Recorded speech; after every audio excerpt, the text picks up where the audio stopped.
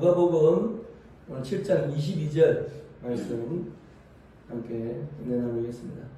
함께 읽겠습니다. 예수께서 대답하여 이르시되 너희가 가서 보고 들은 것을 요한에게 알리되 맹인이 보며 못 걷는 사람이 걸으며 나병한 자가 깨끗함을 받으며 기복은 사람이 들으며 죽은 자가 살아나며 가난한 자에게 복음이 전파된다 하라. 아멘. 양선의 열매의 세 번째 시간이죠. 자, 우리 저번 주에 쉬었죠. 그래서 7월 17일 주일날 말씀 여러분 기억하십니까? 뭘 기억하십니까? 누구 얘기했죠? 바나바 얘기했죠. 그죠? 바나바. 그래서 바나바를 통해서 우리가 실제적으로 양선의 어떤 행동을 확인한 적이 있습니다. 첫 번째가 뭐였냐니까 교회의 연약한 지체들의 필요에 자신의 것을 내어놓을 줄 아는 사람. 기억나세요? 주를 믿는 자를 변호해 줄 줄 아는 사람. 자신보다 더 탁월한 일을 알아보고 세워줄 줄 아는 사람. 그리고 주의 이름으로 함께한 동역자를 끝까지 챙기는 의리의 사람. 우리가 양선을 좀 구체적으로 바나바를 통해서 확인하는 시간을 가졌습니다. 자, 말씀을 들었다면 말씀대로 살기 위해서 노력하시는 여러분 되시길 바랍니다. 자, 오늘 양선의 열매는 예수님에게 좀 초점을 맞춰봤습니다. 그래서 우리가 예수님을 보면서 양선의 열매를 생각하는 시간. 누가복음 이 7장 이 내용 가지고 함께 은혜를 나누었으면 좋겠습니다. 여러분 성경의 누가복음 7장을 함께 펴주시면 좋겠습니다. 누가복음 7장 말씀. 자, 누가복음 7장의 내용은 어떤 내용이냐면 마태복음에도 보면 예수님이 산상수훈을 하시죠. 그래서 5장에서 7장까지 예수님이 산상수훈을 하시고 8장부터 9장까지는 그 말씀하신 예수님의 권능, 실제적인 메시아의 권능, 하나님의 나라의 임하심이 8장, 9장에 이렇게 나열되고 있습니다. 누가복음도 비슷한 형식으로 그렇게 진행이 되는데 누가복음 이 7장의 내용은 예수님께서 앞서서 누가복음 앞에 그래서 5장, 6장 이렇게 누가복음에서 예수님이 말씀을 베푸시고 7장 1절에 보니까 뭐라고 되어 있습니까? 예수께서 모든 말씀을 백성에게 들려주기를 마치신 후에 이렇게 되어 있죠. 그죠? 그리고 어디로 갔다 했습니까? 가버나움에 들어가셨다 그렇게 되어 있습니다. 여러분 마태복음에도 보면은 5장에서 7장까지 산상수훈을 강론하신 이후에 8장에 보시면은 바로 8장에는 가버나움에 들어가셨다 그렇게 되어 있습니다. 마태복음에는 8장에 가버나움에 들어가시기 전에 1절에서 4절에 보면 나병 환자를 고치는 역사가 나옵니다. 그래서 마태복음에는 가버나움에 들어가시기 전에 나병 환자를 고치는 그 기적을 1절에서 4절에 먼저 설명하고 가버나움에 들어가서 백부장의 하인을 고치는 장면이 나오고 누가복음에는 바로 가버나움에 들어가서 백부장의 종을 고치는 장면이 나옵니다. 마태복음에는 그 이후에 베드로의 장모를 고치고 많은 귀신 들린 사람을 고치시고 바람과 바다를 잔잔하게 하시고 그리고 가다라 지방에 귀신 들린 두 사람 아시죠? 그 돼지떼로 들어가게 해서 물에 뛰어 들어가서 몰살시키는 장면이죠.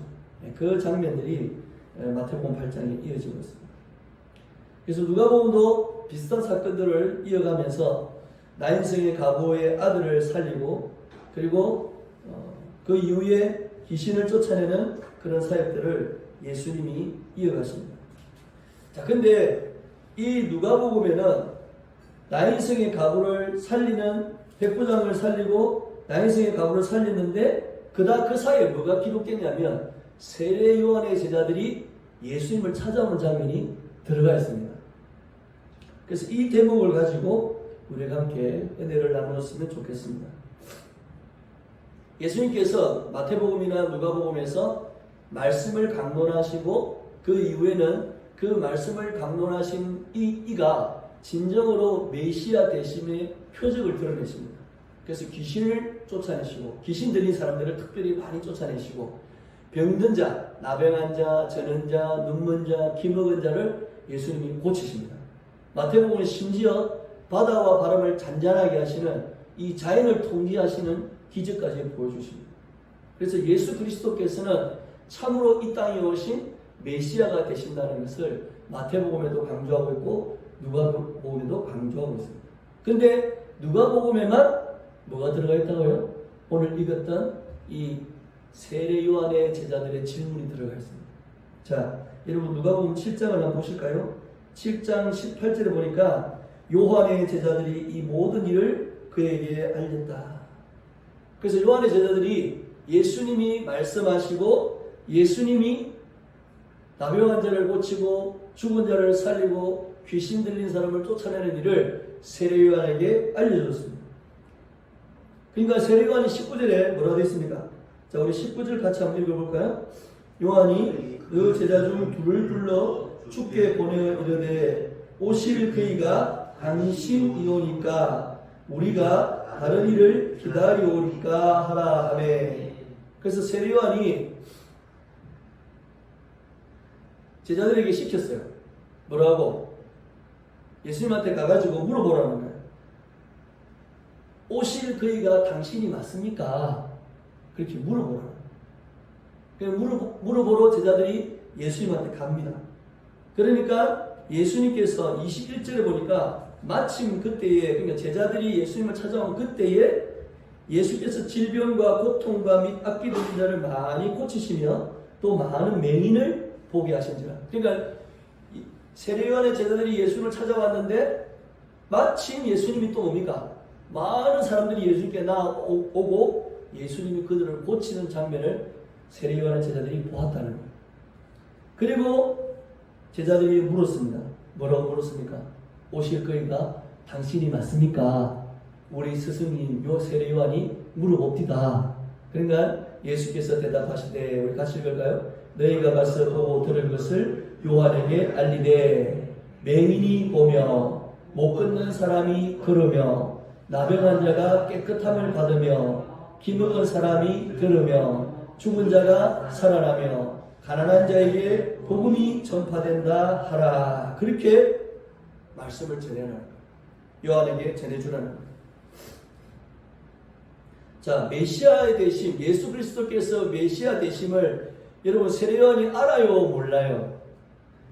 알고 있죠. 누구보다도 예수님께서 메시아 되심을 잘 알고 그것을 앞서 예언하고 앞서 그 길을 준비했던 사람이 누굽니까? 세례 요한입니다. 세례 요한이 뭐라고 그랬습니까? 보라, 세상 죄를 지고 가는 하나님의 어린 양이다. 나는 그의 신들배 풀기도 감당하지 못하겠다. 그러면서 예수님이 세례 요한에게 나왔을 때 세례 요한이 예수님에게 세례를 베풀잖아요. 그 세례를 베풀고 예수님이 물에서 올라오실 때에 하늘에서 뭐가 들렸습니까? 아버지의 음성이 들렸죠. 그리고 성령이 뭡니까? 비둘기같이 예수님에게 임하는 걸 세례 요한이 봤어요, 안 봤어요? 바로 앞에서 봤습니다. 누구보다도 예수님이 메시아인 것을 잘 아는 이 세례 요한이 왜 이 질문을 제자들을 시켜서 하게 했을까? 여러분 좀 궁금하지 않습니까? 왜일까요? 이 질문을 세례 요한이 해야 됩니까? 아니죠. 차라리 예수님을 따르는 12제자가 하는 게 더 안 이상하죠. 세례 요한의 제자들이 이런 의문을 가졌다면 또 이해할 수 있지만 이 세례 요한이 광야에 외치는 자의 소리로 예언된 이 세례 요한, 엘리야의 감동으로 다시 너에게 오리라고 예언된 그 주인공, 이 세례 요한이 왜 이런 이율배반적인 질문을 예수님에게 했을까? 뭐 많은 주석가들이 있지만 대체로 세례 요한이 지금 자신이 처한 상황을 우리가 좀 확인해 볼 필요가 있습니다. 여러분 지금 세례 요한이 어디에 있죠? 어디에서 지금 제자들에게 심부름을 시켰습니까? 왜 제자들에게 가보라 했습니까? 자기가 지금 어디 있기 때문에 감옥에 있죠. 헤롯 왕을 향해서 세례요한이 뭐라 했습니까? 네가 잘못하고 있다. 왜 동생의 아내를 취해서 그렇게 사느냐? 그건 잘못한 것이다. 그러니까 헤롯이 뭡니까? 열받아가지고 세례요한을 감옥에 쳐넣어버리죠. 그러니까 지금 세례요한이 처해 있는 상황은 자기는 하나님의 의를 드러내고 하나님의 진리를 외쳤는데 지금 사실 자기의 현재 상황은 어떻게 되어 있는 겁니까? 감옥에 들어가 있는 거죠. 그래서 자기가 지금까지 했던 모든 선지자적 사역을 중단할 수밖에 없었습니다. 그리고 더 두려운 것은 지금 여기 감옥에 갇힌 정도가 아니고 이제 언제 죽을지 모르는 거예요. 실제적으로. 왜? 헤롯 왕의 노여움을 샀기 때문에 헤롯 왕의 자존심을 뭡니까? 완전히 구겨버렸잖아요. 그러니까 죽을 수도 있다는 그런 위기에 사실은 지금 세례요한이 처해 있다는 겁니다. 그러니까 여러분 세례요한이 마음이 어떻겠습니까? 굉장히 혼란스러웠을 것입니다. 보세요. 지금 자기는 광야에서 외쳤습니다. 서울 도심 한복판에서 예수 그리스도를 외친 게 아니고 아무도 찾지 않는 광야에서 예수를 외쳤습니다. 근데 어떤 역사가 일어났습니까? 수많은 사람이 광야로 나왔습니다. 누구를 보려고? 세례요한을 보려고. 예수님도 이 이후에 그런 얘기를 하시죠. 너희가 누구를 보려고 광야에 나갔느냐? 바로 세례요한 선지자를 보려고 나가지 않았느냐? 그런 얘기를 하시죠. 여러분 생각해 보세요. 제가 지금 대구에서 개척을 했습니다. 서울의 중심부에서 경기도 분당에서 한 게 아니고 대구의 시골의 용산동에서 개척을 했습니다. 근데 수많은 사람이 여기 오는 거예요. 저를 보려고. 그러면 제가 어떻게 되겠습니까, 여러분? 제가 어떻게 되겠어요? 바로 뭡니까? CTS, CBS, 그 다음에 극동방송에서 저한테 전화 오겠죠? 뭐라고? 새롭게 하소서, 뭐 이런 데 출연하라고. 그죠? 용산동 시골에서 개척을 했는데 사람들이 구름대같이 몰려오는 이 목사님의 메시지는 과연 어떤 메시지일까? 이 목사님은 과연 누굴까? 카메라 들이대고 사진 찍고 그리고 어떻게 되겠습니까? 대구의 웬만한 큰 교회는 저를 부르겠죠. 예. 갈 때마다 봉투에 사례를 두둑히 넣어가지고 극진히 모시고 말씀 전하고 나면 막 교회가 막 은혜를 받고 그게 정상 아닙니까? 근데 갑자기 제가 감옥에 갔어. 그러면 제 기분이 어떻겠습니까? 제 마음이. 지금 세례요한이 광야에서 외쳤습니다. 아무도 오지 않는 데서 외쳤는데 수많은 사람이 구름대 같이 자기한테 왔습니다. 그냥 몰려온 정도가 아니었습니다. 자기 앞에서 회개하고 세례를 받고 하나님의 뜻대로 살겠다고 정말 말씀대로 살겠다고 메시아를 준비하겠다고 스스로 뭡니까? 자신을 하나님 앞에 자복하는 이 위대한 구원의 역사가 이 세례요한 바로 눈앞에서 벌어진 거예요. 그러면 세례요한은 지금쯤 70만 성도를 보유한 조임기 목사님 정도는 돼야 되지 않겠습니까? 근데 갑자기 지금 세례요한이 어디에 가 있는 거예요? 감옥에 갇혀버린 거예요. 선지자도 못하고 세례도 못 베풀고 말씀도 전할 수 없는 그런 처지에 놓였던 겁니다. 온 이스라엘과 전국을 순회하면서 예수님 못지않는 인기와 영화를 누릴 수 있는 그 찰나에 하나님이 세례요한을 감옥으로 집어넣어 버린 거예요. 세례요한은 굉장히 혼란스러웠어요. 정말 마음이 복잡했을 겁니다. 생각해 보세요. 이 세상을 구원하실 메시아가 지금 자기 시대에, 자기 나라에, 자기 지역에 오셨어요. 메시아가 오셨어요. 메시아가 이 땅에 오셨는데 지금 자기한테 일어난 상황은 어떤 상황입니까? 메시아가 오셨기 때문에 기대했던 상황과는 전혀 정반대의 상황이 자기에게 지금 일어나는 거예요. 지금 자기 어떤 역사가 일어나야 됩니까? 메시아가 임했기 때문에 예수님께서 헤롯을 탁 굴복시키시고 감옥에서 세례요한을 딱 끄집어내셔서 보라 하나님의 선지자다 이렇게 해주셔야 되잖아. 적어도 메시아가 임했는데 이스라엘을 회복하신 메시아가 임했는데 도대체 지금 내가 지금 이게 뭐냐. 세례요한이 정말 괴로웠을 겁니다. 이 괴로운 세례요한이 마치 사단의 나라에 자신이 완전히 제압을 당해서 아무것도 할 수 없는 이 도대체 이게 무슨 상황이지? 하나님의 나라가 이 메시아를 통해 이 땅에 임했는데 나는 도대체 그 하나님의 나라에 임하심에 아무런 혜택도 누리지 못하는 오히려 사단의 세력에 제압되어 버린 이 상황. 세례요한은 도저히 해석하기도 어렵고 도저히 어떻게 해야 될지 알 수 없는 그런 혼란에 빠져 있었다는 거예요.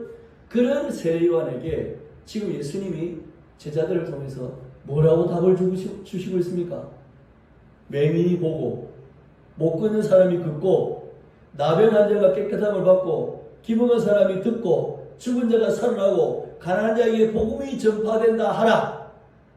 이 말씀을 하신 거예요. 여러분 이게 지금 세례요한에게 맞는 말입니까? 세례요한에게 안 맞는 말이죠.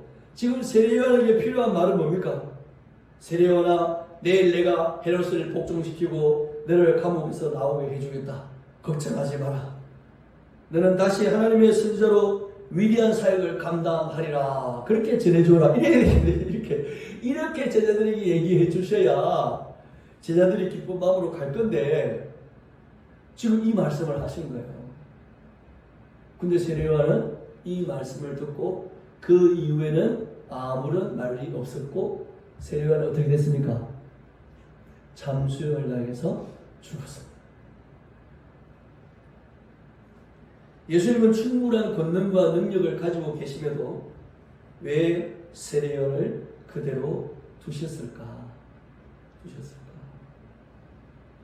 저는 여기서 우리가 하고자 하는 이 선행, 정말 단순한 이웃의 필요를 채워주고 이웃의 문제를 해결해주는 이 선행에서 한 단계 더 깊이 들어가는 그런 은혜를 우리가 함께 묵상했으면 합니다. 여러분, 우리가 행하고자 하는 이 양선은 그 이웃의 기대와 소망에 맞추어내는 것으로 끝나면 안 된다는 걸 오늘 예수님이 우리에게 말씀하고 있습니다. 성령으로 맺는 양선의 열매는 우리의 기대와 소망에 맞추는 것이 아니다라는 걸 우리가 깨달아야 된다는 거죠.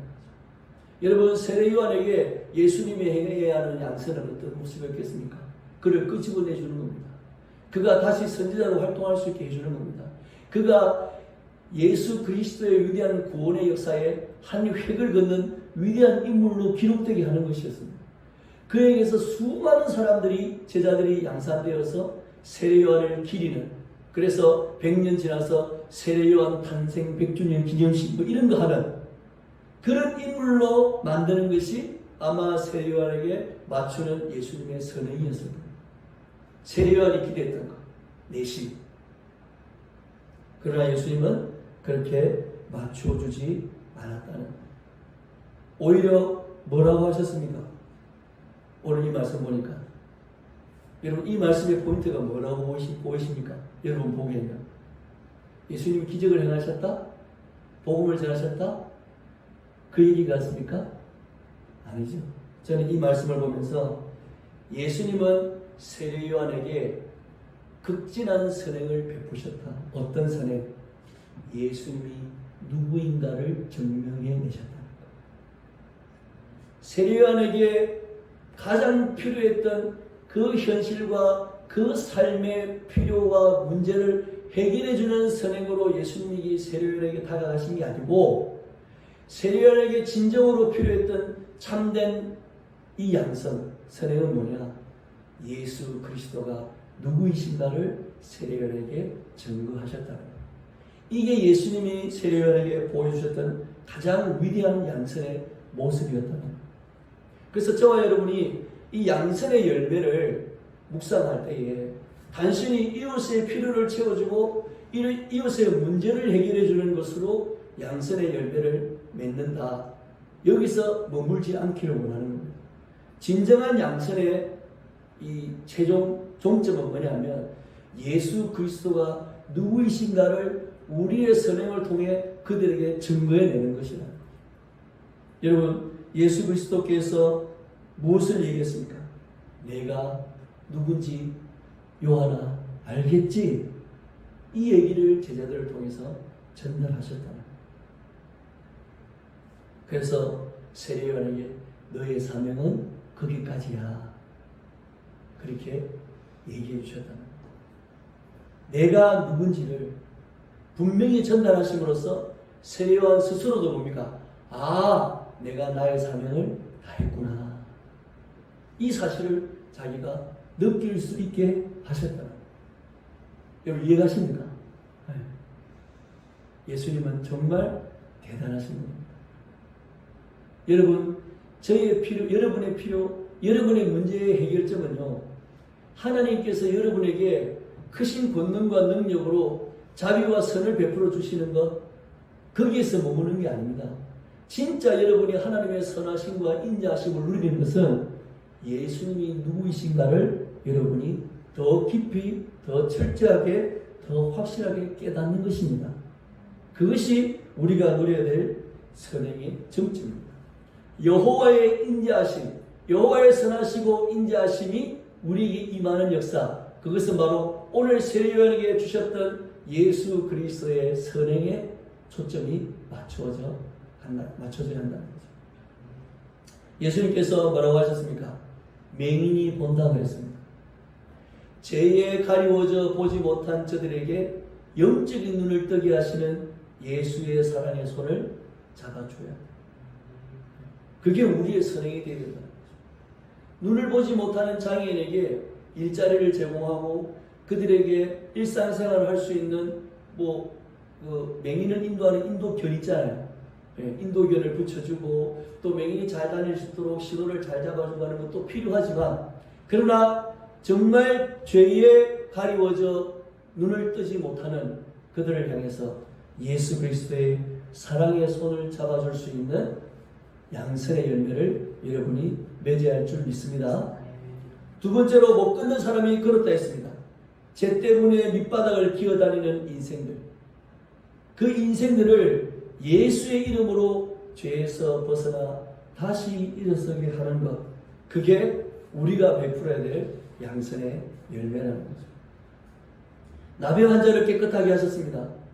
여러분, 나병이 뭡니까? 피부가, 뼈가 썩어가는 거죠.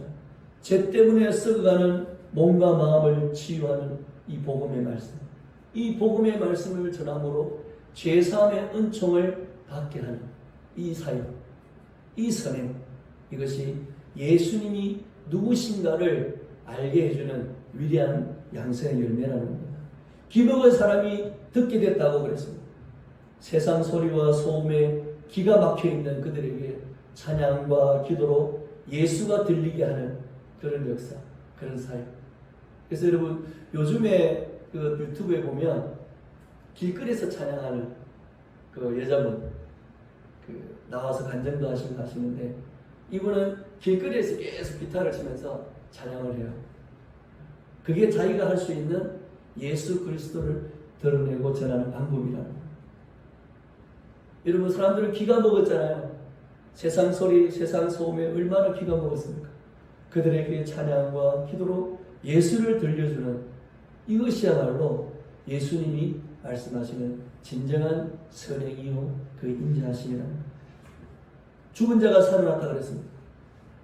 이미 모든 것을 포기하고 절망의 절벽에 서 있는 자들 얼마나 많습니까? 여러분, 우리나라가 OECD 국가 중에 자살률이 1위입니다. 1등입니다. 지금도 많은 사람들이 홀로 목숨을 끊기 위해서 고민하고 자기 스스로와 고군분투하는 그런 시대를 우리가 살고 있습니다. 그들에게 끝까지 사랑으로 함께 하시는 예수님. 세상이 다 너를 버려도 예수님은 당신을 버리지 않습니다. 그 사랑을 전해주고 함께 손잡아주는 그런 선행이 저와 여러분에게 있어야 될 줄 믿습니다. 가난한 자에게 복음이 전파된다 했습니다. 가난으로 늘 힘겨운 삶에 지쳐있는 사람들 많지요. 제가 신문에 보니까 지금요 법원에 그 회생 있죠. 파산 회생하는 사람들 법원에요 엄청나게 대기하면서 법원에 꽉 자리가 찼답니다. 판사 들어올 때까지 기다린다고 법원에 자리가 꽉 찼대요. 뭐 하려고? 회생하고 파산을 법적으로 받으려고. 우리가 생각하는 것 이상으로 많은 사람들이 뭡니까? 가난에 힘겨워하고 있습니다. 그런 이들에게 돈보다 위대하신 예수님이 있음을 자랑하고 또 소망하는 그런 그리스도의 사람, 그런 사람들의 모습. 그래서 우리는 천국을 소망하기 때문에 가난이, 돈이 우리의 삶을, 우리의 마음을 흔들지 못한다는 걸 보여줄 수 있는, 예수님이 누구신가를 보여줄 수 있는 그런 저와 여러분이 되어야 될 줄 믿습니다. 세례요한에게 참된 선행을 보여주셨던 이 예수님의 메시지를 저와 여러분이 한 번 더 확인하시길 바랍니다. 그래서 이 예수님께서 맺으셨던 이 양세의 열매, 보게 하고 듣게 하고 만나게 하시는, 그리고 고치시고 회복시키시고 복음을 전파하시는 이 예수님의 선행이 나타나는, 누구를 통해서? 저와 여러분을 통해서, 이 예주교회를 통해서 드러나는 은혜가 있으시기를 예수님의 이름으로 축복합니다.